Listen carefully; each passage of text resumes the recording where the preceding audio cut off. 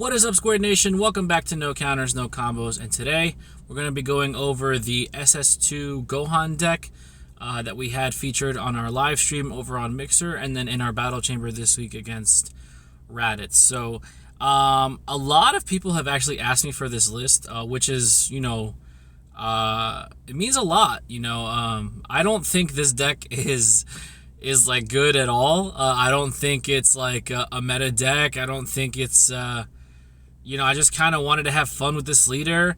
My teammate Kevin was having a lot of success with Clash of Fates on Goku, and I wanted to be able to do something similar but with yellow and blue instead of green and red. So this is the only leader that's similar to what Clash of Fates Goku does. And I just kind of went with it, and I had a lot of fun with it. I had a little bit of a success. I definitely think it's more fine-tuned now to be a little bit more competitive, but still, I still don't think you should take this to a regional or like a PPG event or anything like that. But let's get right into it. Let's go over the leader. A lot of people probably don't remember this leader. It's a Gohan leader that we got in set 6. Sun Gohan on the front, Super Saiyan 2 Sun Gohan on the back. This is during the BoJack movie.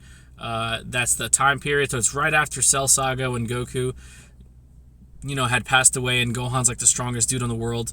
So we have Sun Gohan in the front. He's an auto burst 2. When this card attacks, you can discard a yellow card and draw 2 cards. So it's exactly the same as Clash of Fates Goku, except you pitch a yellow instead of a green and you draw 2. When your life is at 4 or less, you can awaken, flip this card over, untap 2 energy, and on the awaken side, it's Sparking 5, draw 1. So when he attacks, he draws a card, but you have to have Sparking 5.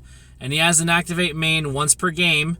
You can choose a Saiyan, a yellow Saiyan in your drop area that's cost of 3 or more, and add it to your hand, and then you negate that skill for the rest of the game. So you can one time search for a 3 or higher yellow Saiyan, which obviously we'll get into my target, and we'll talk about why it's relevant.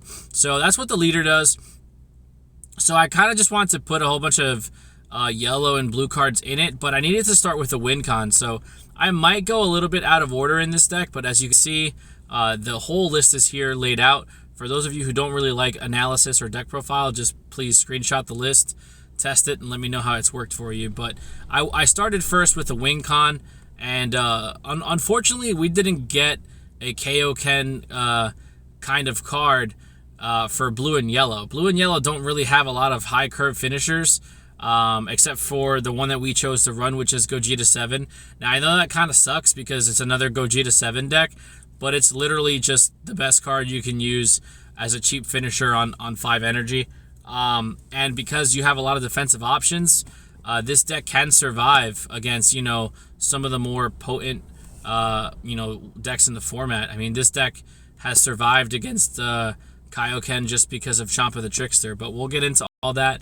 So we chose Gogeta 7 as our win con, it being blue, and we're just going to have some support built around it. So the first card you see is the Overwhelm card, the only Overwhelm card that we play in the deck, which is one of our late game cards. It's Fu the Dark Banisher.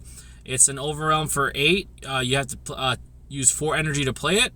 The turn that you play it, it's got 25k attack. It's a triple attacker, so it can attack 3 times. And if your opponent attempts to activate a skill, they have to warp a card as an additional cost. Now, that's any type of skill. So if your opponent wants to awaken, they have to warp a card. If they want to use blocker, they have to warp a card. If they want to use a counter or a super combo, they have to warp a card for everything that they do.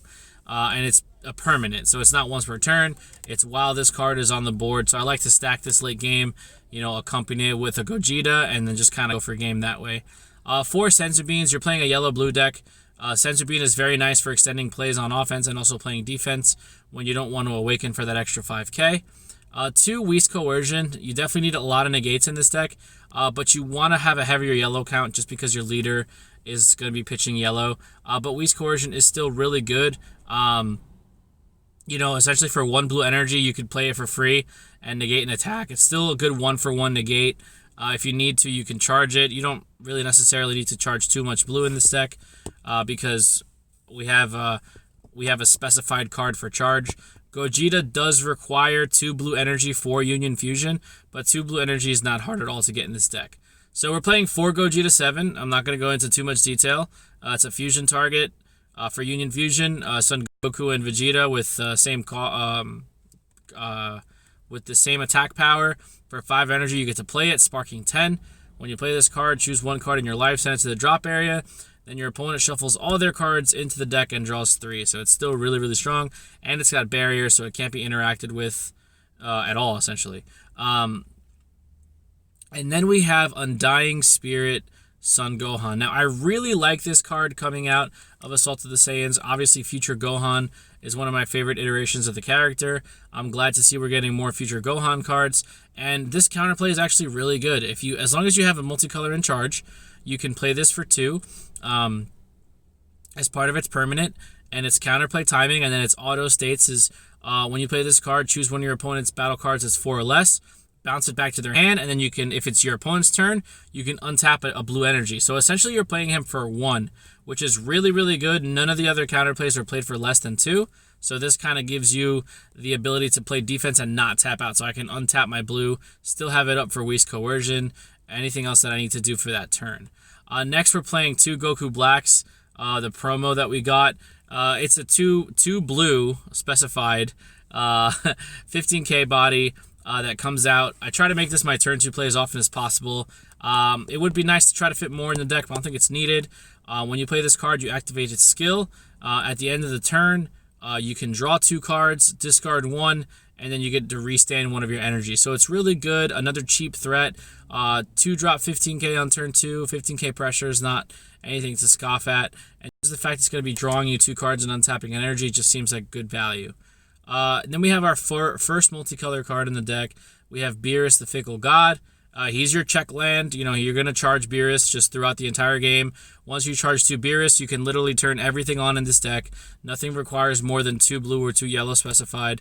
So charging Beerus is really good, in my opinion. Obviously, red-green uses Broly Demonic Origins, so blue-yellow should be using Beerus, the Fickle God. And next we have the Arrival Bojack from the expansion pack. He's one of the first multicolor cards that we got. Now, this is a big part as to what separates green and red from blue and yellow. Green and red's Arrival card is Resonant Explosion SS Blue Gogeta, which is amazing card. There's not a lot of Arrival counterparts for yellow or blue. You have Peak of Perfection Kefla, you have Champa Vados, and you have this. So I went and made the decision to play Bojack. It's an okay card. It's a 20k blocker. You can play it for Arrival for 1 yellow, and then when you play this card using Arrival, you can choose one of your opponent's battle cards, switch it to rest mode, and then your opponent mills the top card of the deck to their drop. So it's not too bad. It gives you more defense. You don't really need to put a lot of threats on board in this deck, because getting your opponent down to 3 is not that hard.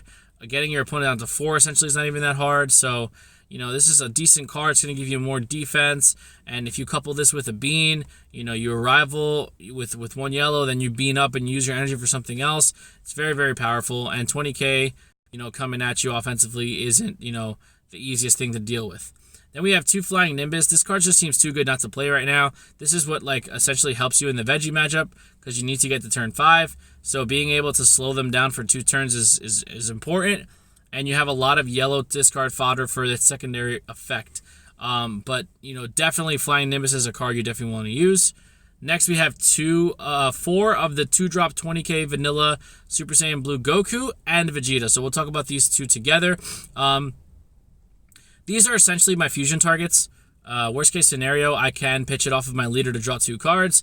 Or if I really need to in a pinch for 2 yellow energy, I can hard cast it just to give me a 20k body on the board. But for the most part, I am using these for Union Fusion because you need to have a Goku and a Vegeta that have the same battle power. And, with the set 7 releasing just a couple weeks ago, or just almost a month ago now, we did get the new 20k Vegeta vanilla. So that's really, really good. It's just a lot of synergy in this deck. You have everything curved out. You have a specific strategy that you want to accomplish, and it's not hard to get there. Next, we're playing our 4 Sparking Super Combos, just because you have your Super Combos turned on by turn 2, which is amazing, and Sparking is just a really good effect for these types of decks. We have 4 Time Magic, same reasoning. It's a Sparking Negate. When you're at 5 cards in drop, you can play it for free, and you don't get to restand your opponent's dual threats like attackers, whether it's dual attack, triple attack, something that Shenron gives its ultimate to. So Time Magic is a very, very good card. It also ignores barrier, so you can target Gogeta 7. If you rip the Time Magic off of life when they shuffle you down to 3, you can play the Gogeta 7, and they can't do anything to respond to it. We're going to skip ahead over to Chomp the Trickster.